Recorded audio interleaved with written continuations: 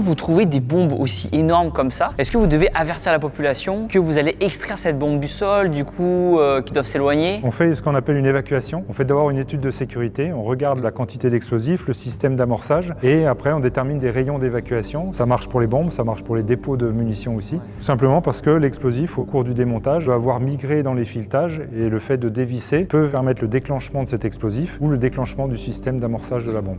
Ce type de bombe là. Alors ça, c'est typiquement des bombes d'aviation donc qui ont été tirées sur le territoire français, pas par les Allemands, mais bien par les Américains ou par les Britanniques essentiellement, pour casser la progression des nazis et pour faciliter la libération. Détruire des ponts, à détruire des nœuds ferroviaires, à détruire des nœuds routiers pour empêcher les Allemands de remonter. Là, en l'occurrence, on l'a trouvé dans un aéroport et c'est extrêmement dangereux parce qu'il y a beaucoup d'explosifs et il arrive assez fréquemment, notamment quand on fait des travaux dans des dépôts pétroliers, que les démineurs soient amenés à faire des opérations de débombage en prenant énormément de risques dans un site qui est déjà très dangereux par lui-même. Donc on peut être amené, on l'a fait il n'y a pas si longtemps que ça à La Rochelle, où on a sorti une bombe de ce type-là qui était au pied d'une cuve de carburant. On rajoute du danger au danger et les démineurs, leur vie c'est ça en fait, c'est de s'occuper de ce type de problématique et de prendre ce type de danger dans lequel ils mettent très clairement leur vie en jeu.